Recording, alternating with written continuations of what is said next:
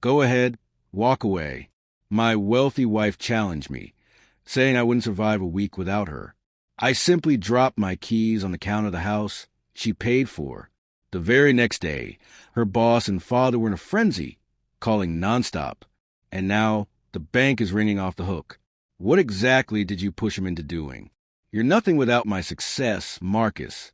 Victoria put down her wine glass, the red liquid catching light from the crystal chandelier. Without my business empire, my family connections, my reputation, you'd be lost again. Just another struggling artist selling paintings on street corners. She smoothed her designer dress, expecting me to apologize, to promise I'd never challenge her. Instead, I reached into my jacket and pulled out my wallet, credit cards, car keys. I placed them on our glass coffee table, each one making a soft sound. You're absolutely right, I said. Let's see what happens. Her confident smile disappeared as I walked toward the front door, leaving behind everything she provided. But that was 2 hours ago. Now, I sat in a small coffee shop watching messages flood my old phone. Yes, I had kept my original phone hidden.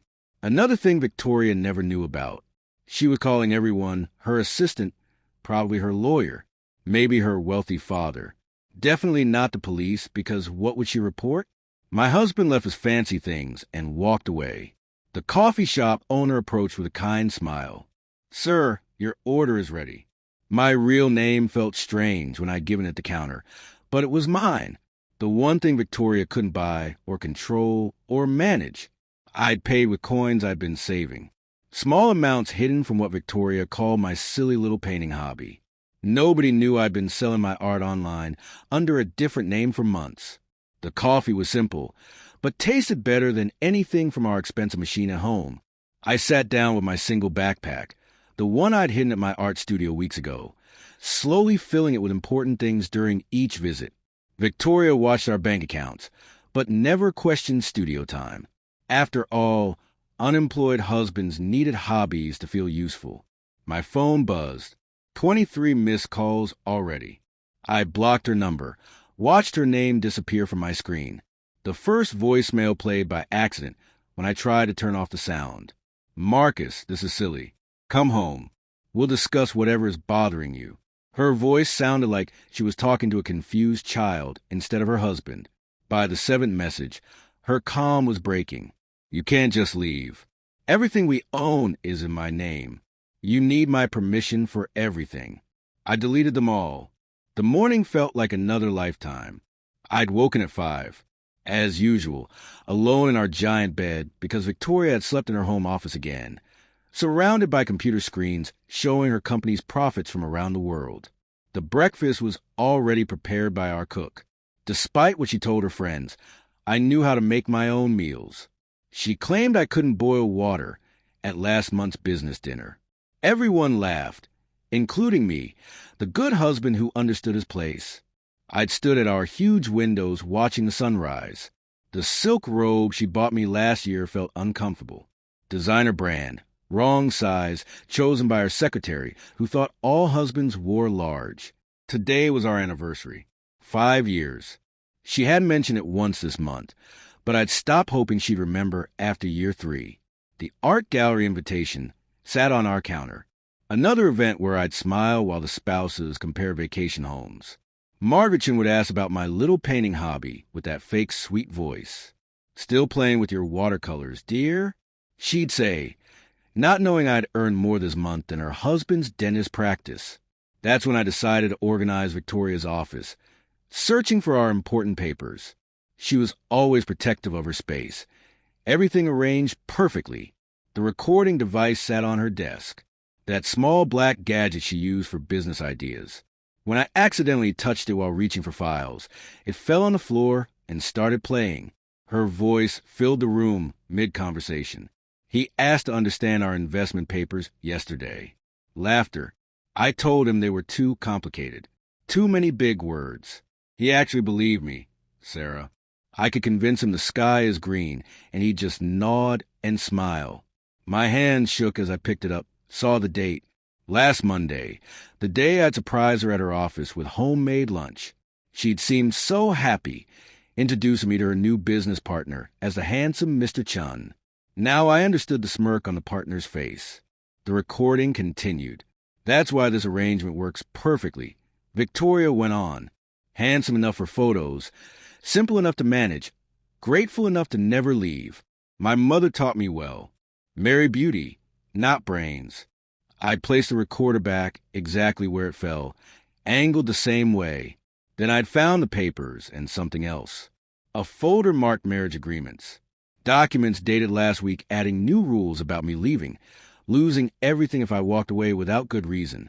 Already signed, with my signature copied, but done so well nobody would notice. Standing in that office, surrounded by proof of her success and my worthlessness, something became clear. She wasn't just mean or unkind. She had planned everything. I was an investment, and she was already planning what to do when I became useless. The coffee shop had a view of our building. I could see our apartment from here, lights bright as Victoria probably searched her office, looking for signs of what I'd taken. She wouldn't find anything. I'd only taken photos of documents, only copied files to places she didn't know existed. The real surprise would come later. Legally, through the rights I actually had that she'd forgotten about.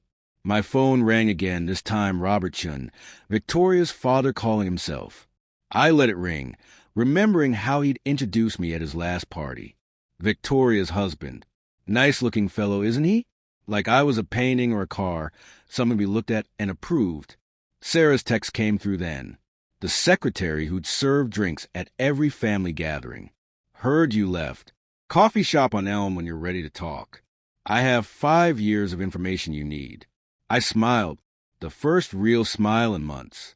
Victoria said I wouldn't last a week without her, but she'd never asked what I was doing all those hours she left me alone. Never wondered why her secretary knew my real phone number. Never imagined her trophy might have been making plans. 7 days. That's all I needed to prove her wrong. After that, I'd take the rest of my life proving myself right. The keys I'd left weren't giving up. They were starting a war. And unlike Victoria, I'd already learned all the rules. 2 weeks had passed since that afternoon at the coffee shop. I created a new routine. Morning painting in my small studio apartment. Afternoon walks through the park. Evenings looking at the documents Sarah had been quietly sharing with me. Each file she gave me showed another problem with Victoria's business empire. But today was different. Today was June 10th, our actual anniversary date. And despite everything, I'd agreed to one lunch, just to talk about practical things. Victoria had said on the phone, her voice carefully calm.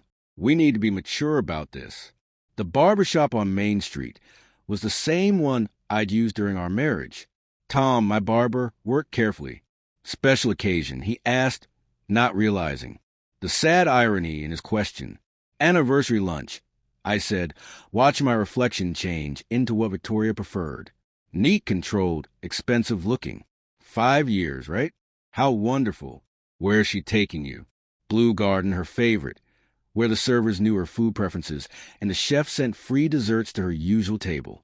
I'd made the reservation myself, knowing she'd forget otherwise. The confirmation email sat in my phone, right next to the 12 legal documents my lawyer had prepared for today's real purpose. The shirt had cost $600, more than most people's weekly pay. Charged the credit card she hadn't. Canceled yet. Light gray, her favorite color on me, though she hadn't noticed my appearance in 4 months. I studied myself in the store mirror. Every bit the perfect husband she created, except for the flash drive hidden in my pocket, containing 30 gigabytes of proof. My phone buzzed as I was leaving the barbershop. Small change. Victoria's text read. Sarah and David joining us. Need to discuss Tokyo expansion. Same time, though. Our anniversary had become a business meeting. I sat in the taxi, watching the city blur past, and typed back. Sounds good. She wouldn't catch the coldness in those 2 words. Wouldn't notice it. Was the first time I hadn't added a smiley face or love you to my response. 15 minutes later, another text. Actually, Father insists we come to the mansion. He's having food delivered. 7 o'clock. The driver had already turned toward downtown. Change of plans, I told him, giving Robert's address outside the city. The irony wasn't lost on me. I was wearing a shirt worth a small fortune to eat dinner at the house of a man who'd never bothered to ask my profession before I became a chun. Robert's mansion spread across 8 acres of perfect gardens. The driveway was full of expensive cars. I recognized Sarah's Mercedes, 2 other business partners' vehicles, even Linda Park's new sports car. This wasn't a change of plans. This was a trap disguised as dinner. Patricia answered the door, Robert's 4th wife, younger than me at 26. Her smile held the kind of tired recognition I'd seen in mirrors lately. "Marcus, you look great," she said, though her eyes said something else. "Why did you come here?" The entrance opened into the main living room where Victoria held court, wine glass in hand, her third by the redness in her cheeks. She glanced at me, taking in the shirt, the haircut, the effort, and turned back to her. Conversation without comment. Sarah waved. David sat separately, drinking beer with the focus of someone who'd rather be anywhere else. "The wonderful Marcus," Robert announced, appearing from his study. He shook my hand, smelling of expensive cigars and whiskey. "Though I hear you're being not so wonderful lately. This separation nonsense.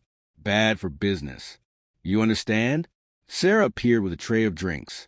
Her eyes met mine for a brief second, enough for me to see she knew exactly what this was. As she handed me a glass, her fingers touched mine. "Some anniversaries," she whispered barely loud enough to hear, "are about endings, not celebrations." The dining room had been set for 10. I recognized most faces. Business partners, their spouses, even Victoria's lawyer, though that realization came later. They'd planned this entire evening to pressure me back into my place. I sat in my assigned seat between Sarah and Linda's husband, facing a painting of Robert's father, the original chun who'd built this empire on smart deals and strategic marriages. Dinner arrived in waves. Somewhere between the salad and main course, Victoria started her show. Funny story about how Marcus and I met.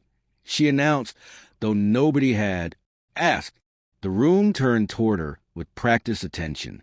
He was at the business expo, completely confused. Wandered into a tech panel thinking it was about art technology.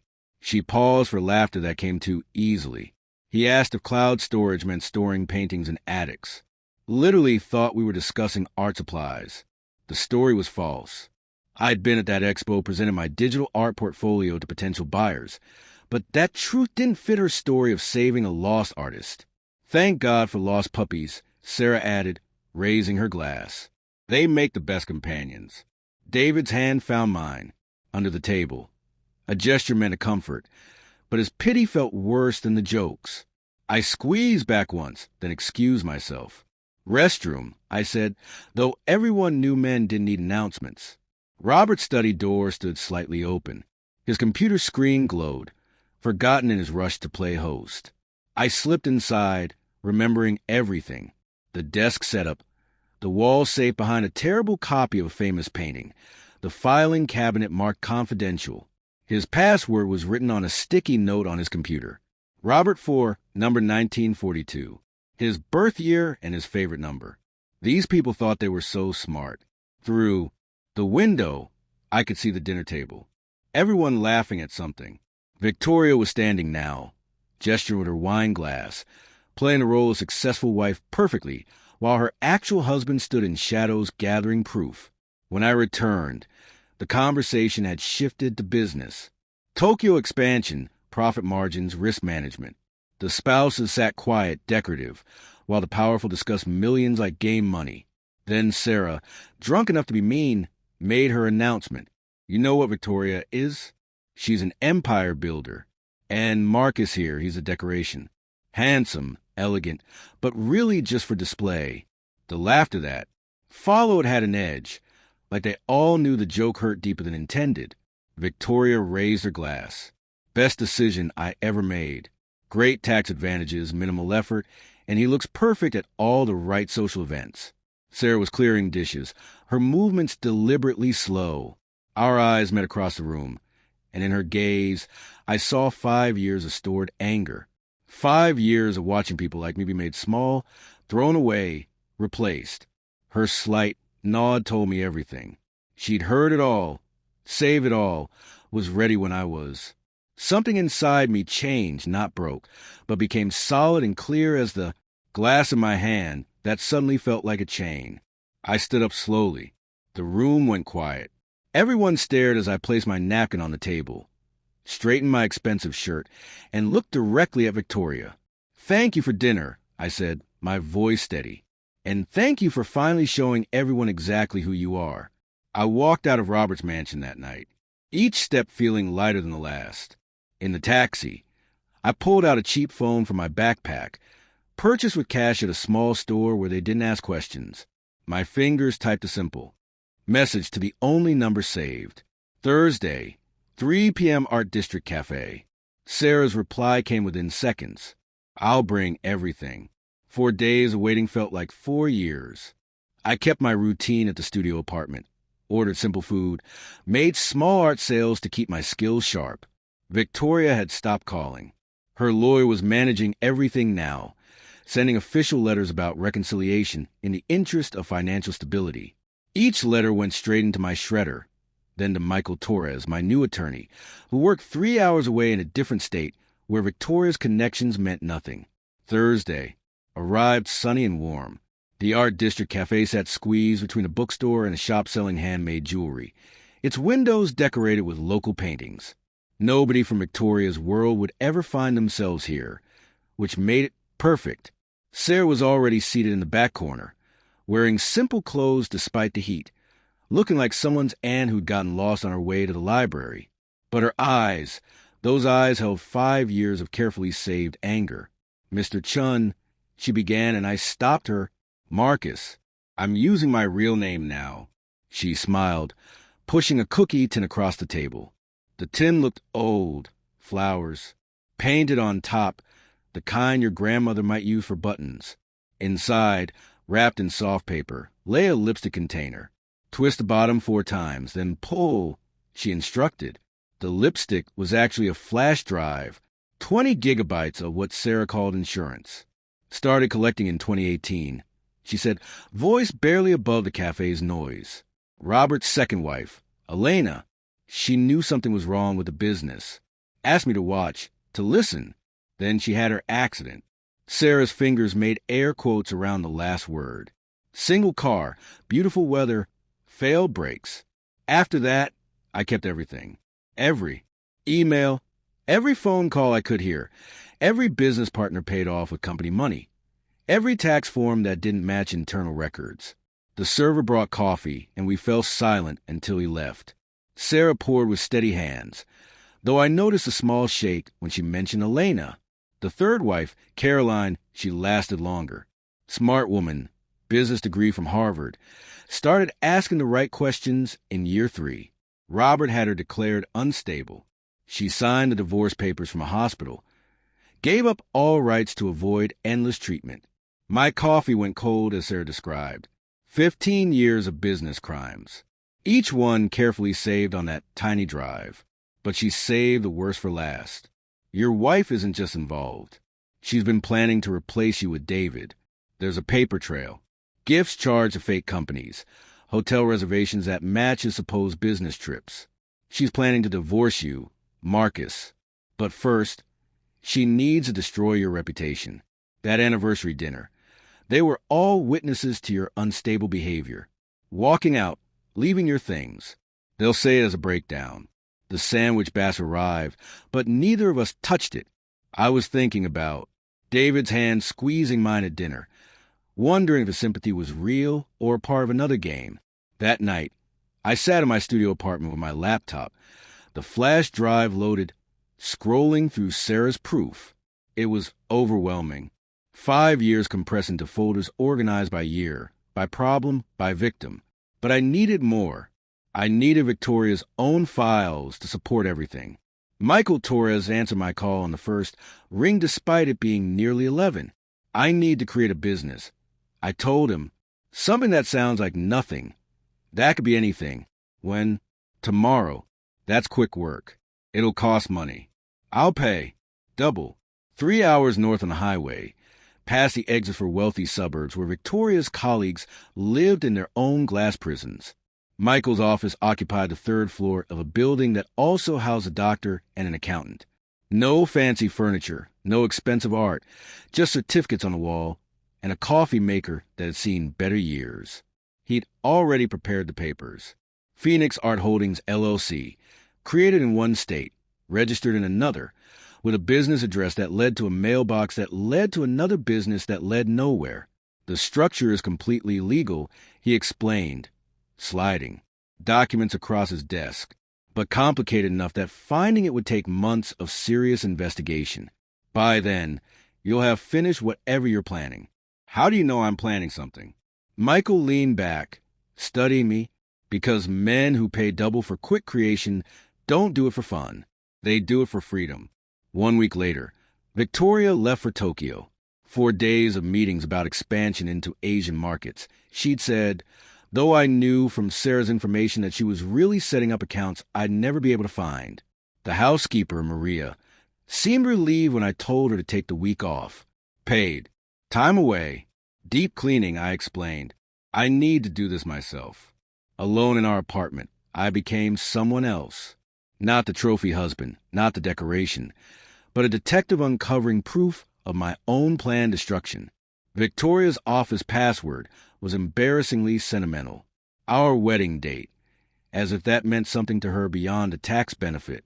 Her computer open like a confession. Folders within folders. Business deals timed perfectly, showing clear patterns. Robert would have lunch with certain executives. Within hours, Victoria would make deals with those companies. The pattern was so obvious once you knew to look for it.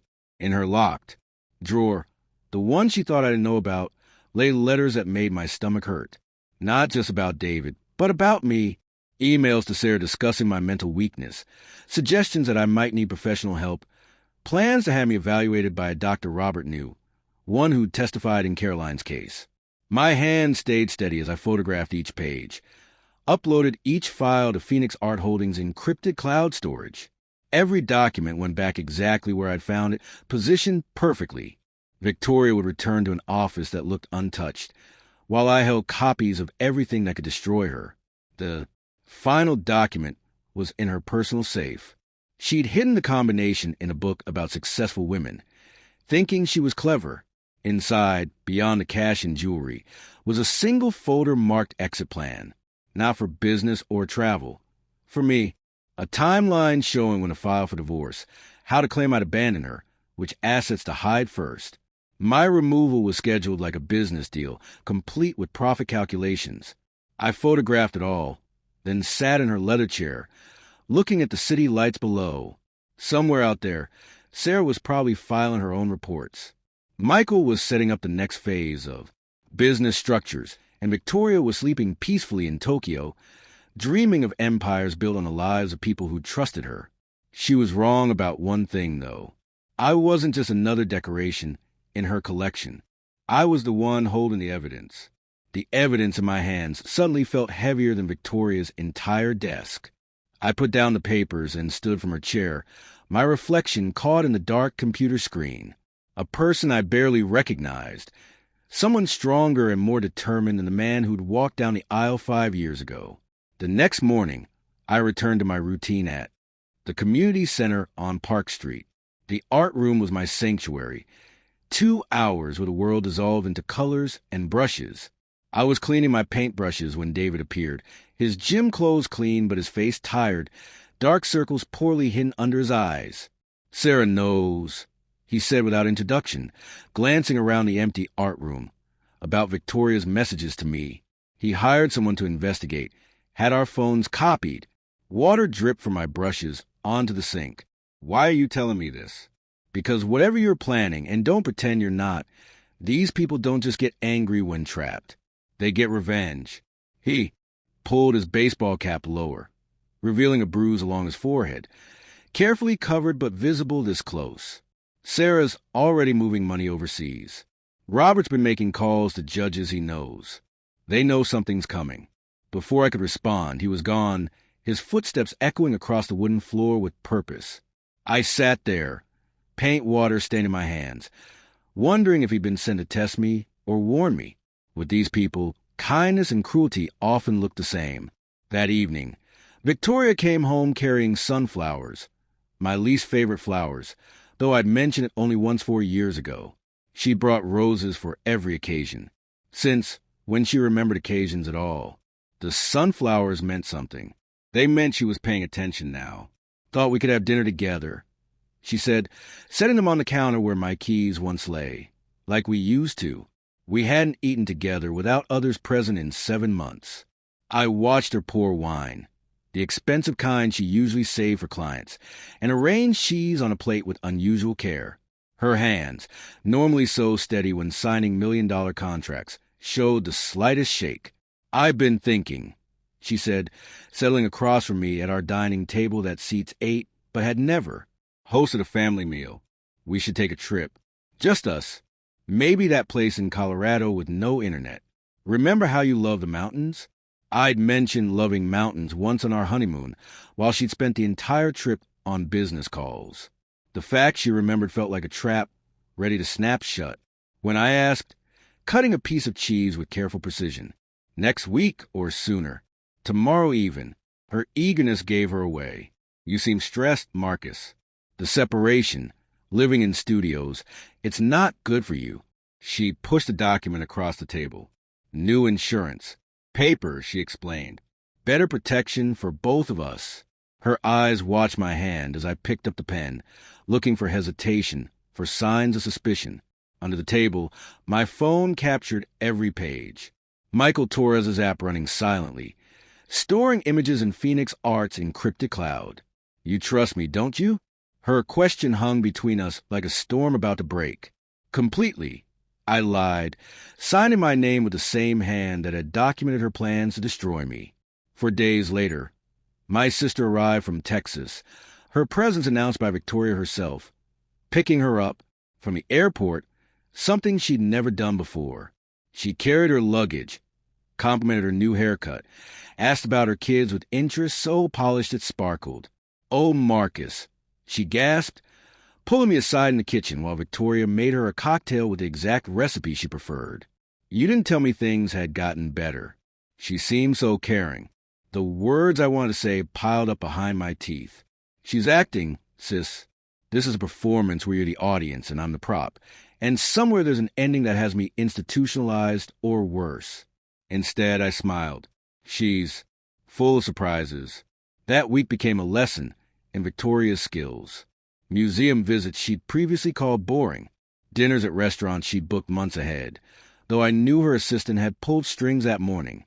A surprise spa day for both of us while she handled some business. My sister glowed under the attention, tears actually forming when Victoria toasted her at dinner, calling her the woman who raised such an amazing brother. I watched from across the table as she performed the role of perfect sister-in-law and realized, with cold clarity, that I'd never actually seen Victoria try before.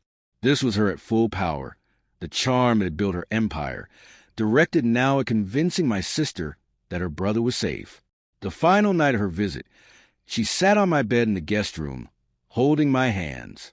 "Marcus, you've lost weight, and your smile, it's different, forced." Her fingers found my cheekbones, sharpened now from months of barely eating. "Are you happy?" Behind her, through the doorway, I could see Victoria's shadow in the hallway, listening. "I'm exactly where I need to be," I said loud enough for her to hear, unclear enough to be true. After my sister left, Sarah texted about meeting somewhere new, the city public library's main room, where she volunteered teaching reading to new immigrants. The irony wasn't lost on me. She was teaching people to read while surrounded by the city's most powerful illiterate people, those who never read the human cost of their contracts. She spread newspaper articles across the worn wooden table, like fortune-telling cards revealing my future. Elena Chun, 2014. Drove her car off a cliff, perfect weather, no brake marks. Caroline Chun, 2019. Hospitalized for exhaustion, divorced while medicated, vanished after signing papers. Jennifer Chun, 2022. Accused of theft she didn't commit, bankruptcy, last known address, shelter in another city. Now look at these. Sarah placed 4 photographs in a row. Elena, Caroline, Jennifer, and me, all dark-haired, all between 5'6" and 5'8", all with the same build that photograph well at business events. Robert picks them, she said quietly, mindful of the student around us. Like casting calls, young, handsome, from middle-class families impressed by wealth. Just smart, enough to be interesting, not smart enough to be dangerous. Marry them to Victoria. Use them for appearances, then dispose of them in year 5 when they start asking questions. Why year 5? Long enough to establish patterns of instability. Short enough that no real bonds form with the social circle. By year 6, you're either gone or broken. She touched my hand, her skin thin but her grip strong. You're at 5 years, 2 months. Whatever you're planning, Marcus, do it now. Elena waited too long. Caroline fought too openly. Jennifer trusted the wrong people. I stared at the men who'd worn my position before me there, faces blurring into a single warning. What happened to you? I asked Sarah. Why did you stay? She was quiet for a moment, organizing the articles with careful precision. I was Robert's first secretary's daughter. When she died, he offered me the job out of kindness. I was 20. Grateful? Foolish. By the time I understood what I was documenting, I was trapped too. Different kind of trap, but still a cage. Now I'm 60, invisible, and very, very patient. The students around us packed up their books, the library announcing closing time. As we stood to leave, Sarah handed me one last photo. A young man, handsome, dark-haired, probably 23. Who's this? Jackson Hayes. Robert had lunch with his mother last week. He just graduated from Yale. Engagement announcement expected within 4 months. Sarah's eyes held 5 years of rage compressed into laser focus. He's the next you unless we stop them now. Jackson Hayes' photo burned in my pocket as I left the library. 23 years old. Whole life ahead of him, about to walk into the same trap that had caught 4 people before him. I tucked the picture into my wallet behind my old student ID, the one from before I became Mr. Chun, when I still had my own name and my own dreams. The next morning, I started the first withdrawal. $7,000 from our joint checking. Enough to look like art supplies, not enough to catch Victoria's attention. The bank worker didn't even blink. Mr. Chin buying expensive things was as routine as morning coffee. I converted it to cash at 4 different banks, then deposited it into Phoenix Art Holdings account in another state.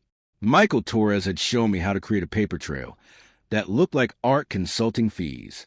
The tax authorities love documentation. He'd said, even if it's fiction, as long as it's properly filed fiction. That evening, Victoria came home at 10 instead of her usual 8. Her jacket was off, hair down, wine already on her breath from whatever bar she'd stopped at between the office and home.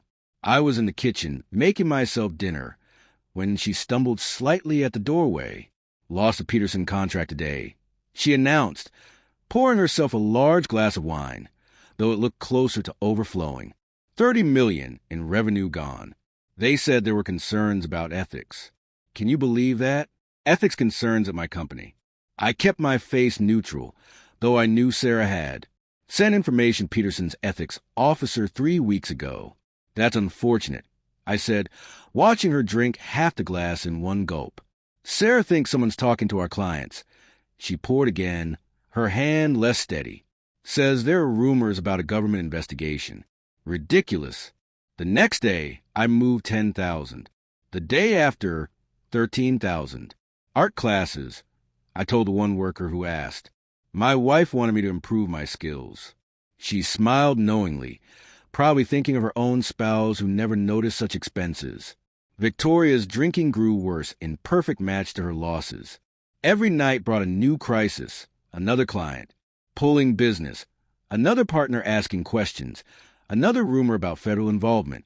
She'd stand in her study, calls on speaker while she paced and drank, signing whatever I brought her without reading. Legal changes, insurance updates, trust modifications. Her signature got messier with each passing day. Michael called Wednesday morning from a number I didn't recognize.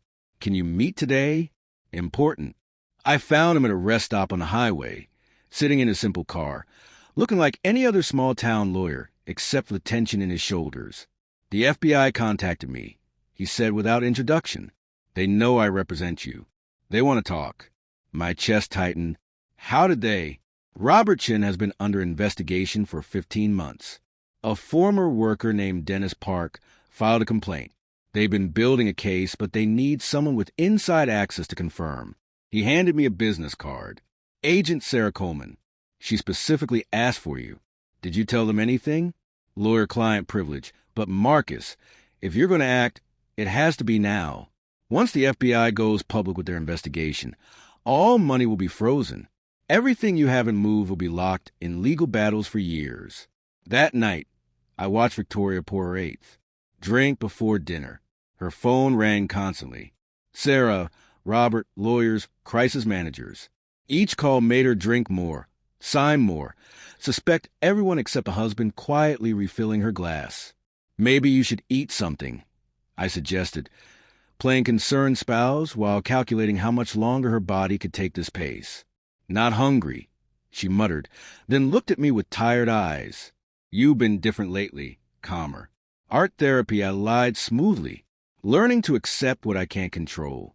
Friday arrived with the monthly charity gala at Riverside Country Club. I'd been dreading it, knowing Margaret Chin would be there with her group of spouses who made sport of diminishing me for 5 years. But Michael's news had lit something inside me, a clock counting down to when I could stop pretending. Margaret started before I'd even sat down. Marcus, darling, still playing with your little paint sets. So adorable when husbands have hobbies, like children with toy trains. The room giggled with practice laughter.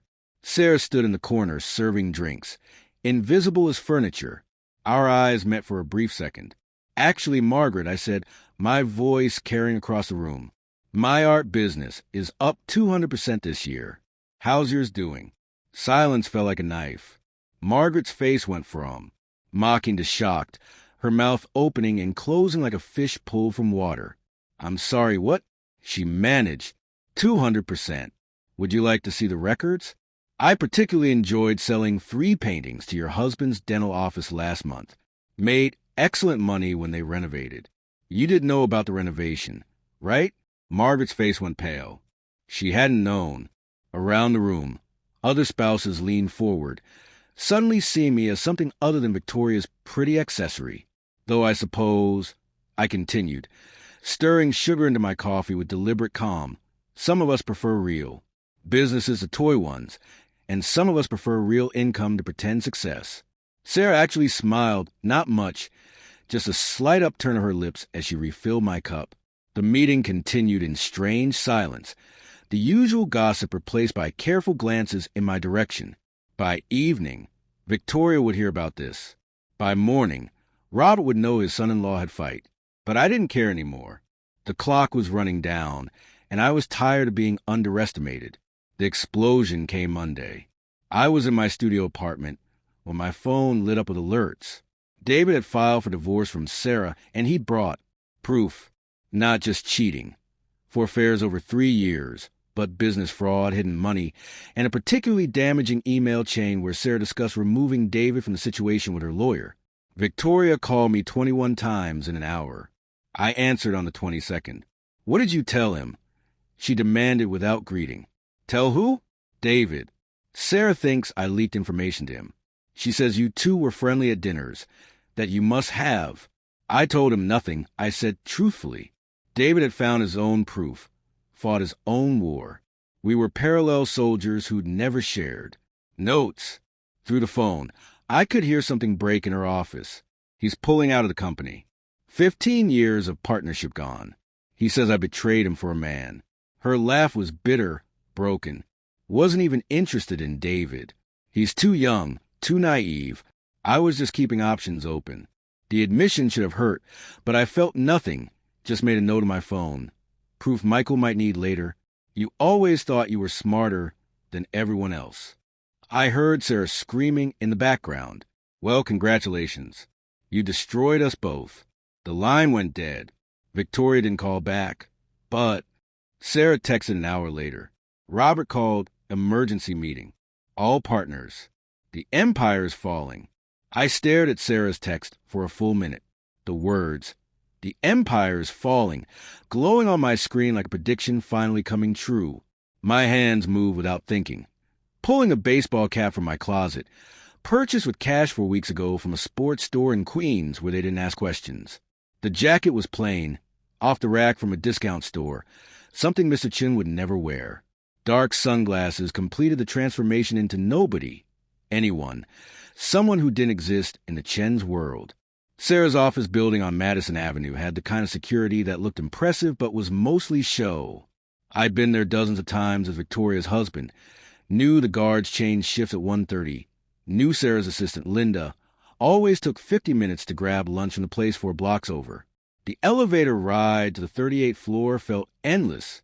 In my backpack, a brown envelope held printed screenshots of every message Victoria had sent about Sarah, the mockery, the contempt, the detailed plans to steal her clients once the partnership dissolved. But the real poison was at the bottom, Victoria's financial. Calculations for acquiring David after his divorce, complete with math about his inherited wealth and how to access it through marriage. Sarah's office door was solid with her name in gold letters. I slipped the envelope underneath, heard it whisper across her carpet, then walked back to the elevator without rushing. The security camera would show a person who could be anyone, walking with purpose but not urgency. 4 hours later, Sarah forwarded me an email from Victoria's assistant. Partnership dissolution letter received from Sarah Park. Effective immediately. Legal team requesting emergency meeting. The Budget Hotel on 42nd Street still accepted cash if you had enough of it. I registered under Marcus Hawthorne. My real name feeling like armor I'd finally remember how to wear. The room was small but clean, with a desk where I set up my laptop, and the burner phone Michael had given me. The government whistleblower hotline answered after 15 rings. First, an automated system. Press 1 for this, 2 for that. Like reporting business crimes was as simple as ordering pizza. Finally, a human voice. Federal Trade Commission Enforcement Division. I need to report systematic business fraud at Chun Capital Management. I said, my voice steady as stone. I have 6 years of documented proof, including time deals that match with private business information. The agent, she said her name was Jennifer Liu, stayed quiet while I explained everything. Robert's lunches with executives, followed by Victoria's perfectly timed deals, the fake companies, the overseas accounts. The pattern so clear a child could follow it. She asked technical questions that showed she understood exactly what I was describing. Why are you coming forward now, Mr. Chun? I looked out the window at the city's skyline, all those towers built by people like Robert and Victoria. Because I finally understand that. Staying silent makes me part of it. And because they're planning to do to another person what they did to me. After the call, I took Sarah's 5 years of proof, copied onto 4 separate drives, and placed one in a safety box at Chase, one at Bank of America, one in Michael's office safe, and one with my sister in Texas. The instructions were simple. If anything happened to me, release everything to the FBI, the government, and the New York Times at the same time. That evening, Robert's black car pulled into our building's parking garage.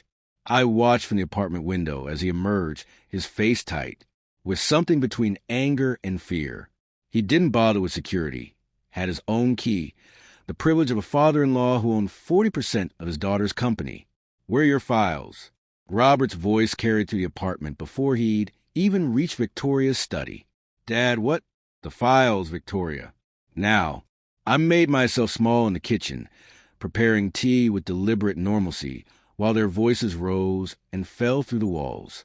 My phone recording everything rested against a plant on the hallway table, picking up every word. Sarah's out, Victoria was saying, but we can manage without. Sarah's out. Peterson's out. Park pulled everything this morning. The FBI was at Park's office, Ashton, asking questions about our business patterns. That's impossible. Everything we do was perfect until someone started talking. Robert's voice dropped dangerously. You promised me the husbands were managed.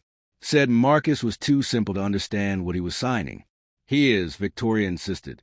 He doesn't even know how to read a business contract.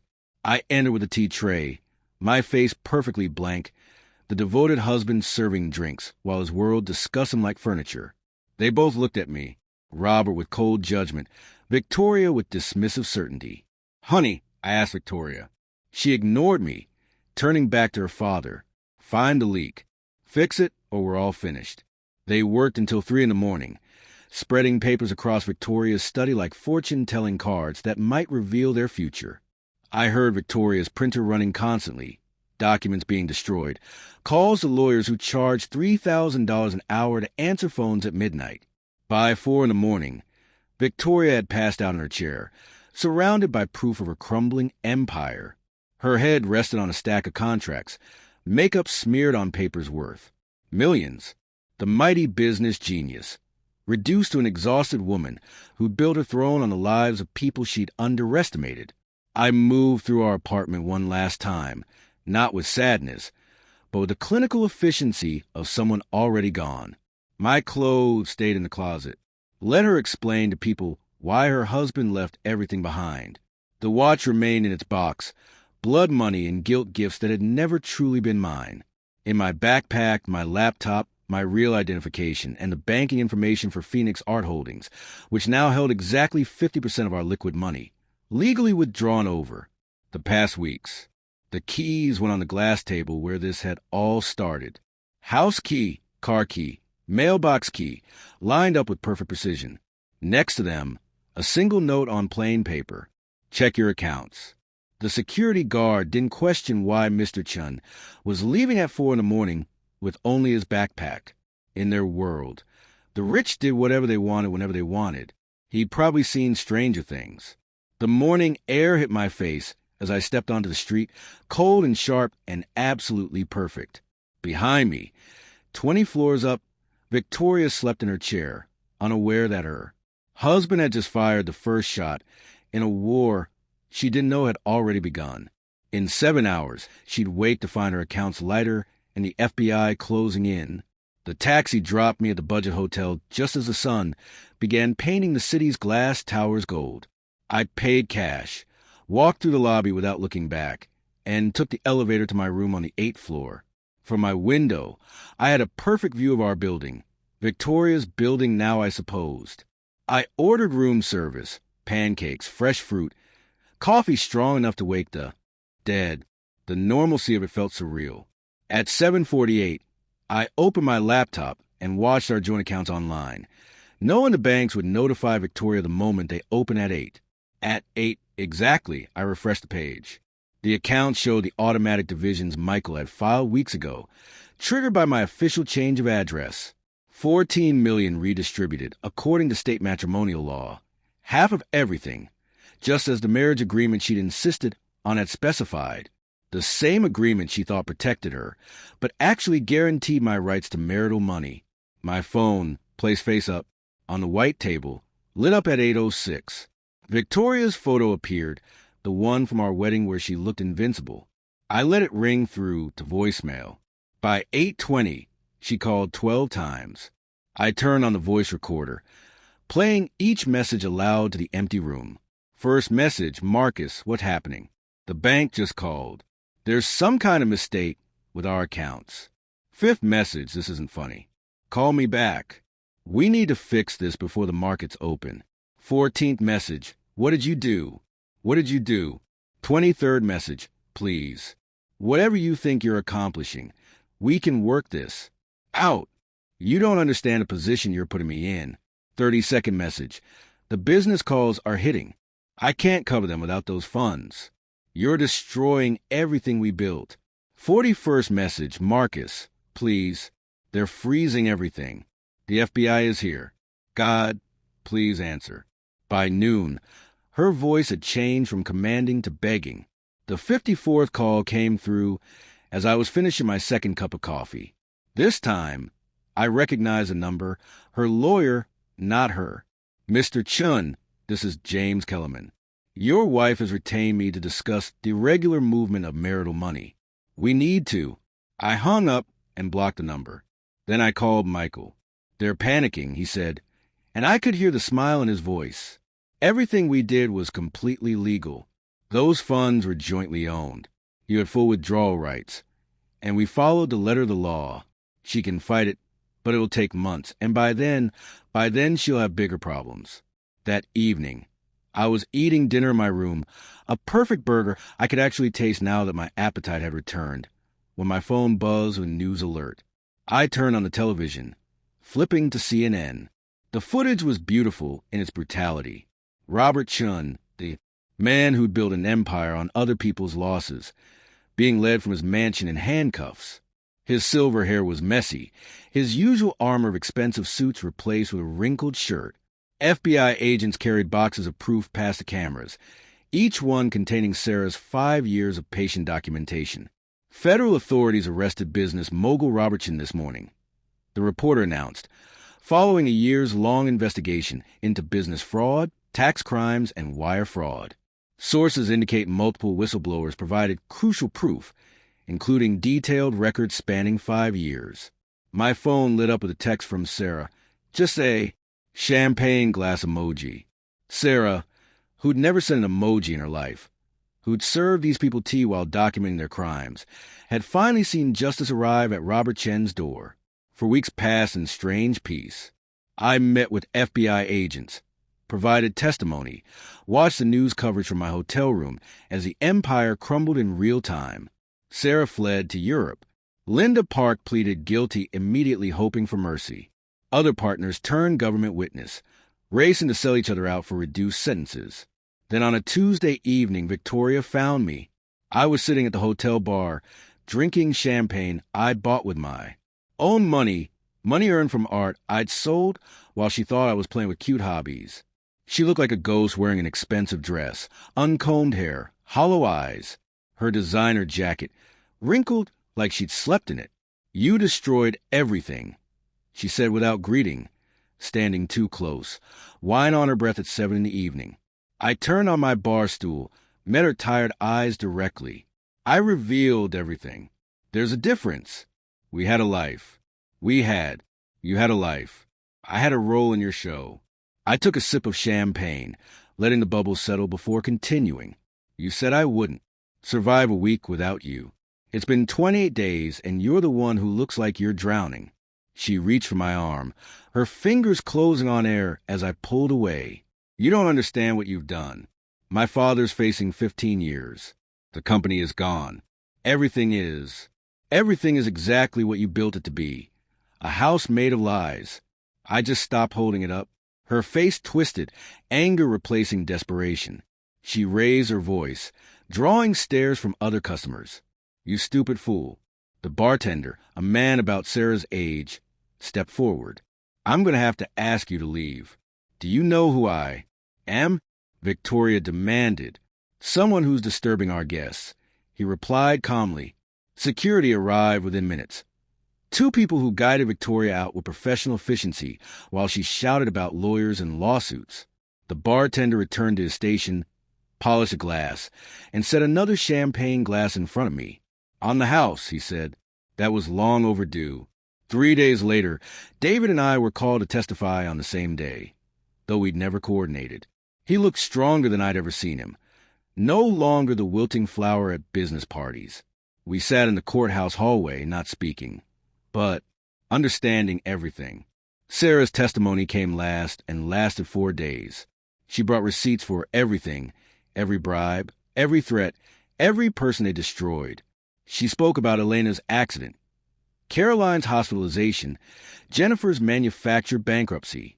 She presented 5 years of proof with the precision of someone who'd been preparing for this moment her entire life. Why did you keep all of this? The prosecutor asked. Sarah adjusted her glasses, looked directly at Robert where he sat at the defendant's table. Because I knew that someday someone would be brave enough to use it, someone like Mr. Hawthorne. The prosecutor looked confused. You mean Mr. Chen? No, Sarah said firmly. I mean Mr. Hawthorne. He took back his name. He took back everything. That night, Michael called with news. The prosecutor says Sarah's proof alone guarantees convictions. Robert will never see freedom again. Victoria's looking at 12 to 18. I stood at my hotel window looking out at the city lights, all those towers that would keep standing long after the Qin Empire had turned to dust. The towers looked smaller from Michael's office window, or maybe I was just seeing them differently now. He slid the final divorce paper across his desk, a document that weighed nothing but changed everything. The judge's ruling came through this morning, he said, unable to hide his satisfaction. The apartment, 55% of remaining liquid money, plus your separate property remains untouched. The courtroom had been packed 4 days earlier. Victoria sat beside her lawyer, wearing the same dress she'd worn to our wedding, though it hung loose on her frame now. Stress had carved away her golden girl polish, leaving someone I barely recognized. Her lawyer, Kellerman, had tried one last desperate move. Mr. Chin benefited from these alleged crimes. He lived in luxury, enjoyed the proceeds. Michael stood smoothly, pulling out his laptop. Your Honor, I'd like to play a recording from Ms. Chen's personal recording device, dated 18 months ago. Victoria's voice filled the courtroom, clear and contemptuous. He wouldn't understand a business contract if I drew him pictures. That's the beauty of marrying someone decorative. He's too simple to ask complicated questions. Judge Catherine Rodriguez, a woman who probably heard every variation of this story, looked directly at Victoria. Ms. Chun, it appears you were quite wrong about your husband's intelligence. Perhaps if you'd been less convinced of his simplicity, you might have been more careful with your crimes. Now, holding paper, I sign my name, Marcus Hawthorne, on every line Michael indicated. Each signature felt like reclaiming a piece of myself I'd forgotten existed. The whistleblower reward should clear next week, Michael added. Between yours and Sarah's, you'll have more than enough for your plans. Sarah was waiting in the lobby wearing a new dress. The first time I'd seen her in anything but work clothes. We walked 3 blocks to the building where Victoria's company used to operate. The directory in the lobby still had a blank space where Chun Capital Management had been listed. 4th floor. Sarah said, pressing the elevator button. The landlord gave us a deal. Apparently, having a foundation for abuse survivors is better publicity than having empty offices.